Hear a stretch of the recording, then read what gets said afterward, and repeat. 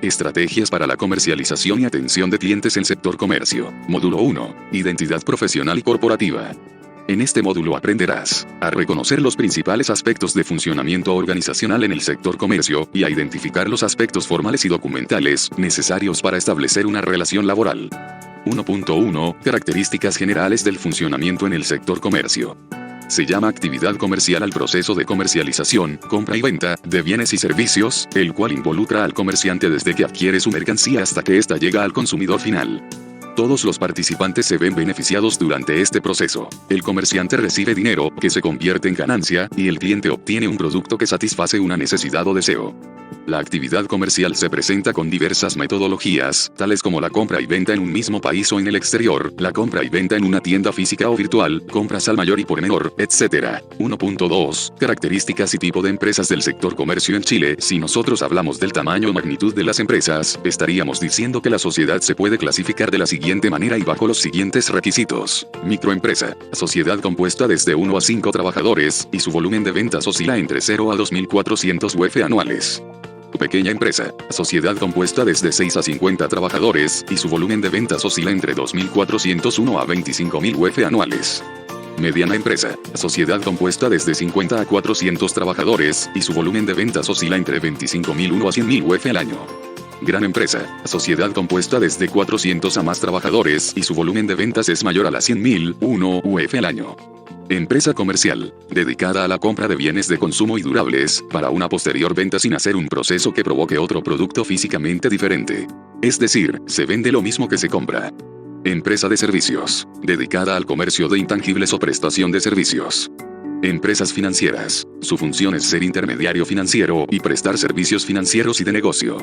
1.2. Características y tipo de empresas del sector comercio en Chile según sector económico. Nos referimos al sector económico de las empresas, cuando segmentamos la naturaleza de la sociedad en relación al bien o servicio que ofrece. Dicha clasificación puede ser de la siguiente manera. Sector primario, dedicado a la extracción de recursos naturales. Sector secundario, son aquellos que transforman las materias primas en productos terminados. Sector terciario, relacionada con el comercio y los servicios. Sector cuaternario, relacionada con la informática y comunicaciones. Hablaremos del origen del capital de la empresa, la separación que haremos de las empresas en relación a qué ente entero su aporte inicial y quién es la que actualmente controla la sociedad. Empresas públicas. Es el tipo de empresa en que el capital y la administración le pertenecen al Estado. Empresa privada. Son aquellas en que el capital y la administración provienen de particulares. Empresa mixta. Es aquella en que el capital y la administración es compartida entre el Estado y los privados. 1.3. Organización del trabajo al interior de la empresa. Se conoce como estructura organizacional a las formas de organización interna y administrativa de una empresa u organización. Esto incluye también el reparto del trabajo en áreas o departamentos determinados según esa misma estructura. Dicho en otras palabras, la estructura organizacional de una empresa es el modo en que se concibe a sí misma, el modo en que planifica su trabajo y reparte formalmente sus responsabilidades. La estructura organizacional es la forma de una empresa. Las empresas y organizaciones suelen organizarse a sí mismas en base a los objetivos que se han trazado. Por otro lado, su estructura responde también al modelo de gestión interna que emplean, es decir, a cómo conciben la autoridad, la jerarquía administrativa y la división de sus labores. Cada empresa tiene su estructura organizacional propia. Es posible modificarla y adaptarla a nuevos escenarios y necesidades si fuera el caso, aunque eso suele implicar grandes cambios y remodelaciones. 1.3. Organización del trabajo al interior de la empresa. Tipos de estructura organizacional. Generalmente se habla de 4 tipos de estructura organizacional. Lineal. Contempla como principio organizador la jerarquía, es decir, la autoridad directa del jefe sobre sus subordinados, ya que sobre él recaen todas las decisiones y todas las responsabilidades. Funcional. Propone la división de las labores de la organización en unidades hiperespecializadas, cada una al mando de un jefe independiente, que coordina su equipo de trabajo y permite la comunicación con los demás equipos. De staff. Un modelo empresarial minimalista, que prefiere depositar en contrataciones externas, outsourcing o tercerización, muchas de las funciones que en otros modelos implicarían la construcción de una unidad de trabajo. Matricial. La empresa se estructura en base a equipos de trabajo autónomos y desconectados entre sí, cada uno asignado a un proyecto puntual y compuesto por un conjunto diverso de trabajadores, al mando de un coordinador que se reporta individualmente a la cabeza de la organización. Es la estructura más dispersa conocida y la que más le conviene a los gigantescos consorcios empresariales transnacionales.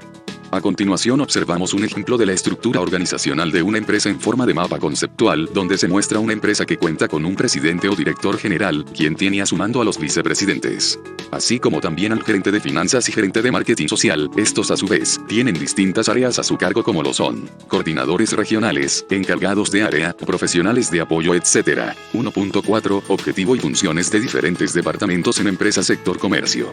1. Funciones técnicas. Se refiere a las funciones empresariales que están directamente ligadas a la producción de bienes y servicios de la empresa, como por ejemplo, las funciones productivas, las de manufactura, las de adaptación y operación, etc., siendo una función primordial ya que es la razón de ser de la organización. 2. Funciones comerciales. Están relacionadas con las actividades de compra, venta e intercambio de la empresa, es decir, debe saber tanto producir eficientemente como comprar y vender bien, haciendo llegar los bienes y servicios producidos al consumidor. 3. Funciones financieras. Esta función implica la búsqueda y el manejo del capital, donde el administrador financiero prevé, planea, organiza, integra, dirige y controla la economía de la empresa, con el fin de sacar el mayor provecho de las disponibilidades evitando aplicaciones imprudentes de capital. 4. Funciones de seguridad. Son las que ven por el bienestar de las personas que laboran en dicha organización, con relación a su protección, a los enseres con que cuenta y al inmueble mismo, por ejemplo, la seguridad de higiene, la industrial, privada o personal, etc. 5. Funciones contables. Estas funciones se enfocan en todo lo que tiene que ver con costos, inventarios, registros, balances y estadísticas empresariales. La contabilidad cuenta con 2 funciones básicas, la de llevar un control de los recursos que poseen las entidades comerciales, y el informar mediante los estados financieros las operaciones realizadas. 6. Funciones administrativas. Se encargan de regular, integrar y controlar las 5 funciones anteriores, realizando actividades o deberes al tiempo que se coordinan de manera eficaz y eficiente, en la cual se implementa la planificación, organización, dirección, la coordinación y el control. 1.4.1 Roles y funciones existentes en las diferentes empresas del sector comercio. Una organización del área de comercio funciona de forma correcta cuando existe una sincronía de los elementos divididos en áreas que se establecen anteriormente. Si existe un fallo en alguna de ellas, sus consecuencias se reflejarán en el resto de las categorías y la organización no podrá funcionar de forma correcta. Todos los integrantes de la empresa tienen cierta participación en todas las áreas establecidas, a pesar de su empleo específico. Cada parte de la organización es tan importante como una totalidad. Rol de un ejecutivo en venta de las distintas empresas de comercio. Es un asesor. El ejecutivo brinda asesoría acerca del producto o servicio que está vendiendo. El objetivo es brindar un conocimiento técnico práctico y resolver todas las dudas que se generen acerca del producto o servicio. Es un estratega. El ejecutivo debe planificar y buscar las estrategias para llevar a cabo las metas que la empresa requiere y cumplir las responsabilidades asignadas, sin importar el lugar que le asignen, ya sea call center, dependiente de almacén, etc. Función específica de los ejecutivos de venta. Los ejecutivos de ventas deben saber cómo llevar las negociaciones, tener un buen conocimiento de las redes de negociación y siempre estar buscando actualizaciones de las redes de mercado. 1.5 Cultura organizacional. 1. Cultura organizacional. Son creencias o valores, hábitos, tradiciones, actitudes y experiencias de una organización. La finalidad de la cultura organizacional es especificar el modo en el que se espera que los miembros interactúan entre ellos y con el exterior. La cultura organizacional no es simplemente la sumatoria de las individualidades que se desempeñan en una determinada organización o empresa. Por el contrario, la cultura organizacional es previa a las individuales. Toda cultura organizacional forma primero sus bases para luego adaptar al personal, empleados, que constituirán dicha cultura organizacional. También suele definirse a la cultura organizacional como el conjunto de normas y valores que las personas tienen en el interior de una determinada organización. La cultura organizacional es, en síntesis, la psicología de una empresa. Está constituida por algunos elementos como los valores y actitudes de sus empleados, la imagen que brinda dicha organización a la sociedad en la que está inserta, la identidad de la organización, el proceso de selección de sus empleados y de sus proveedores. 1.6 Conceptos jurídicos básicos asociados a las relaciones laborales. Persona natural. Atributos. A continuación se mencionarán algunos conceptos jurídicos básicos asociados a las relaciones laborales. Legislación laboral. Entendemos por legislación laboral a aquel conjunto de leyes y normas que tienen por objetivo regularizar las actividades laborales, ya sea en lo que respecta a los derechos del trabajador, como también a sus obligaciones, y lo mismo para el empleador. Ley. Es una norma jurídica dictada por el legislador, es decir, un precepto establecido por la autoridad competente, en que se manda o prohíbe algo en consonancia con la justicia cuyo incumplimiento conlleva a una sanción. Mercado laboral. El mercado de trabajo es el entorno económico en el cual concurren la oferta, formada por el número de horas que quiere trabajar la población en actividades remuneradas y la demanda, constituida por las oportunidades de empleo. Código del Trabajo. Código del Trabajo de Chile de 1931. El Código del Trabajo de la República de Chile de 1931 fue un cuerpo legal que contuvo sustancialmente las normas sobre el trabajo que rigieron en Chile por un periodo de 50 años, hasta 1978. Concepto persona natural. La persona legalmente hablando es todo ser capaz de tener y contraer derechos y obligaciones. Cuando los derechos y obligaciones los ejerce un individuo en forma particular se habla de persona física o natural. Según nuestro Código Civil, la persona natural es todos los individuos de la especie humana, cualquiera que sea su edad, sexo, estirpe o condición. La existencia legal de la persona natural comienza al nacer y termina con la muerte. Los requisitos para la existencia legal son: que haya nacimiento, es decir, que la criatura sobreviva al parto. Que el niño sea separado completamente de su madre. Es decir, que su cuerpo salga íntegramente del vientre de su madre. Que la criatura haya sobrevivido de la separación un momento siquiera. Estos requisitos se tornan significativos en muchas instancias legales como los relativos a la herencia. Atributos de persona natural. 1. Nombre. Es la denominación por la cual se individualiza a una persona. Está formado por el nombre propio, nombre de pila, y el nombre patronímico o apellido, o de familia. 2. Domicilio. Es el lugar de permanencia del individuo.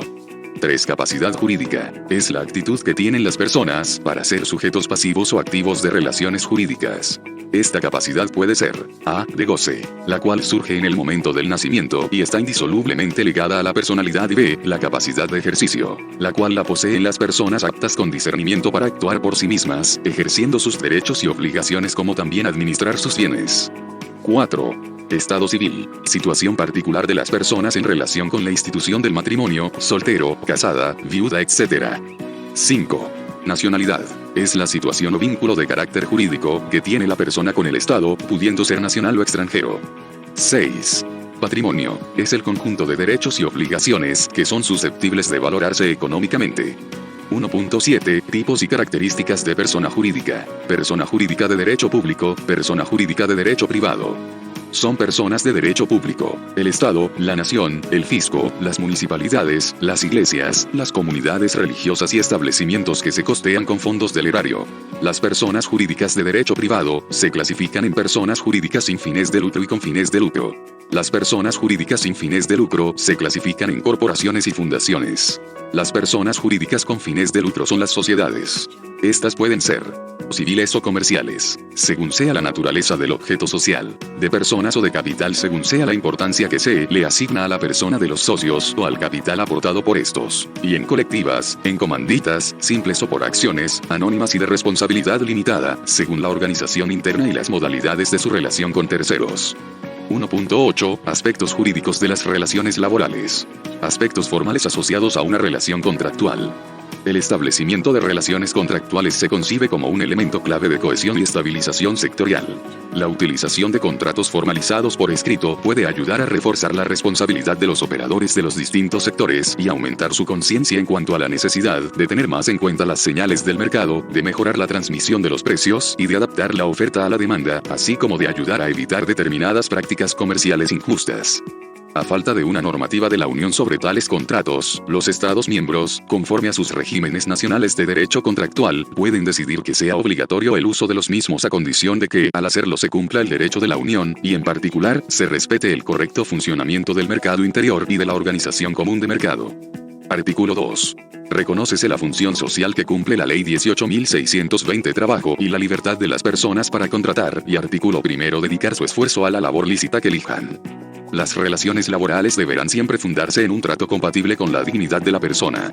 Es contrario a ella, entre otras conductas, el acoso sexual, entendiéndose por tal el que una persona realice en forma indebida, por cualquier medio, requerimientos de carácter sexual, no consentidos por quien los recibe y que amenacen o perjudiquen su situación laboral o sus oportunidades en el empleo.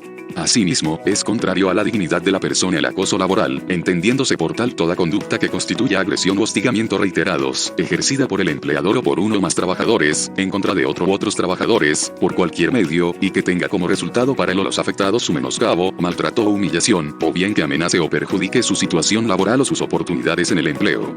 son contrarios a los principios de las leyes laborales. Ley 19.759. Los actos de discriminación.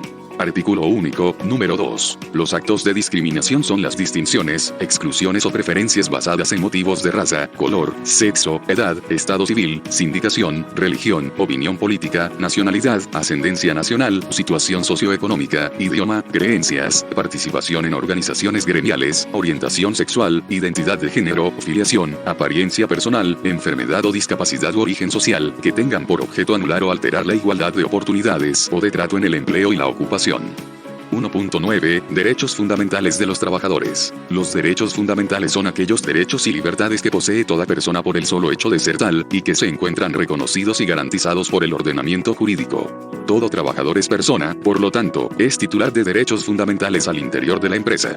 En esta calidad, el trabajador o trabajadora podrá recurrir a los juzgados del trabajo utilizando el juicio de tutela laboral cuando considere afectados uno o más de los siguientes derechos consignados en la legislación laboral chilena. El derecho a la vida y a la integridad física del trabajador o trabajadora, siempre que su vulneración sea consecuencia directa de actos ocurridos en la relación laboral. El respeto y protección a la vida privada y a la honra del trabajador o trabajadora y su familia. La inviolabilidad de toda forma de comunicación privada.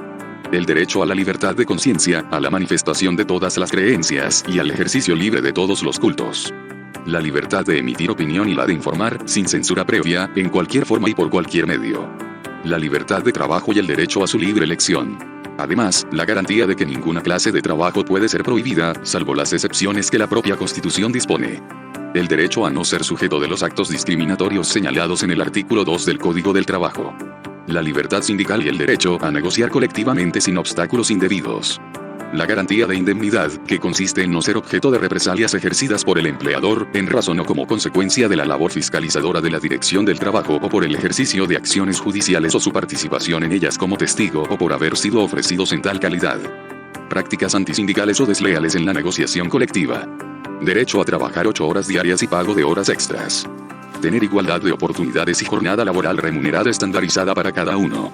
Derecho a contrato de trabajo. Los principales derechos del trabajador que se plasman en el contrato de trabajo son: derecho a la ocupación efectiva durante la jornada de trabajo. Derecho a la promoción y formación en el trabajo, ascensos, cursos de formación y adaptación, etc. Derecho a no ser discriminados para acceder a un puesto de trabajo. Derecho a la integridad física y a la intimidad. Derecho a percibir puntualmente la remuneración pactada. Los demás derechos que se establezcan en el contrato de trabajo según corresponda a cada cargo. Derecho a pago de horas extras, remuneración de sueldo mínimo en adelante por jornada laboral completa. El sueldo mínimo en Chile a la fecha, año 2021, es de 326.500 pesos. Causales de despido. Algunos causales de despido son: mutuo acuerdo, por renuncia, por muerte, vencimiento del plazo convenido en el contrato, conclusión del trabajo o servicio que dio origen al contrato, caso fortuito o fuerza mayor, falta de probidad del trabajador en el desempeño de sus funciones, vías de hecho. Periodo legal de trabajo y horas de descanso. Al respecto se debe mencionar que la duración de la jornada ordinaria de trabajo no excederá de 45 horas semanales. La jornada ordinaria distribuida de lunes a viernes tiene una duración de 9 horas diarias y la distribuida de lunes a sábado de 7,5 horas. En ningún caso la jornada ordinaria podrá exceder de 10 horas por día, salvo las excepciones contempladas en la ley. Seguridad social. La seguridad social es la protección que una sociedad proporciona a los individuos y los hogares para asegurar el acceso a la asistencia médica y garantizar la seguridad del ingreso, en particular en caso de vejez, desempleo, enfermedad, invalidez, accidentes del trabajo, maternidad o pérdida del sostén de familia. 1.10. Documentos para el trabajo. Algunos de los documentos legales y necesarios al momento de trabajar son: cédula de identidad, certificado de estudios si lo solicita el empleador, certificados de antecedentes penales, licencia de educación si es solicitada por el empleador, hoja de vida del conductor si dicho trabajo la exige y el contrato de trabajo. Muchas gracias por su atención. Fundación Chilena para la Discapacidad, porque tu desafío es nuestro desafío.